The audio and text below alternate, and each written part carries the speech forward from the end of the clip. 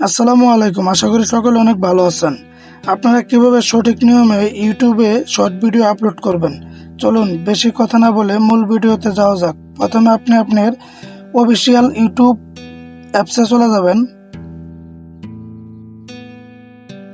যাওয়ার পর এখান থেকে আপনারা দেখতে পাচ্ছেন নিচে প্লাস অপশন। প্লাস অপশনে আপনারা ট্যাপ করবেন। তারপর আপনারা দেখতে পাচ্ছেন সাইটে দেখতে পাচ্ছেন অ্যাড। আপনাদের এখানে অ্যাড করলে আপনাদের গ্যালারিতে নিয়ে যাবে।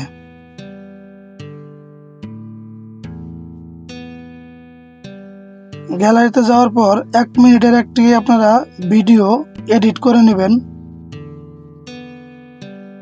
যেহেতু আমার অ্যাড করা ভিডিও এডিট করা আছে, আমি এখান থেকে অ্যাড করব।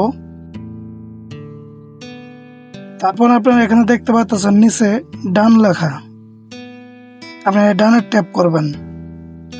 তারপর একটু সময় নেবে এখান থেকে ভিডিওটি আপলোড হওয়ার জন্য। তারপর আপনারা এখান থেকে কি করবেন, নিচে দেখতে পাচ্ছেন টিক মার্ক, এখানে ট্যাপ করবেন। তারপর আপনারা এখান থেকে দেখতে পাচ্ছেন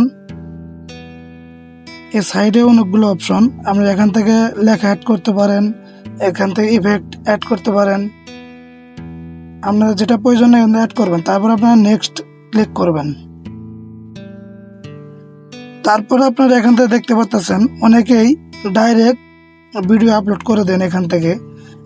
আপনারা কি করবেন, এখানে সবকিছু প্রাইভেট করে নেবেন। প্রথম প্রাইভেট করবেন, দ্বিতীয়ত আপনারা এখান থেকে সিলেক্ট অডিয়েন্স এটা সেট করবেন। তারপর আপনারা এখান থেকে allow video and audio remix এটা ট্যাপ করবেন। 3টে অপশন আপনাদের গুরুত্বপূর্ণ সেটিং। আপনারা কি করবেন, এখান থেকে প্রাইভেটে ট্যাপ করবেন।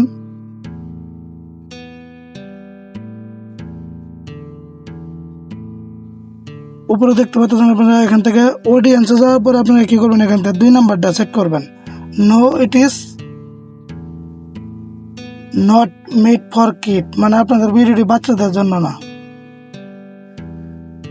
তারপর আপনারা কি করবেন, এখান থেকে remix video allow video and audio remix আপনি এটা সিলেক্ট করবেন। তারপর আপনারা এখান থেকে কি করবেন, অনেকেরই নিচেরটা দেওয়া থাকে, আপনারা উপরটাতে দিবেন। তারপর আপনারা এখান থেকে উপরে দেখতে পাচ্ছেন আপনাদের এখান থেকে একটি টাইটেল লিখতে হবে। তারপর এখান থেকে আপনার ভিডিওতে একটি থাম্বনেইল বসাতে হবে। আপনার পিকচার থাকলে ওখান থেকে আপনার থাম্বনেইল বসিয়ে নেবেন।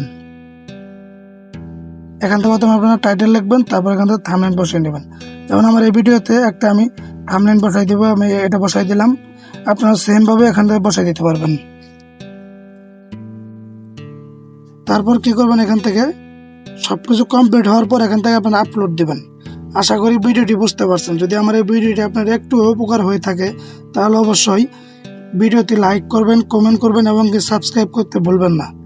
আর যদি এই ভিডিওটি ফেসবুক পেজ থেকে দেখে থাকেন তাহলে অবশ্যই আমার ফেসবুক পেজটি ফলো দিয়ে রাখবেন। ধন্যবাদ সকলকে।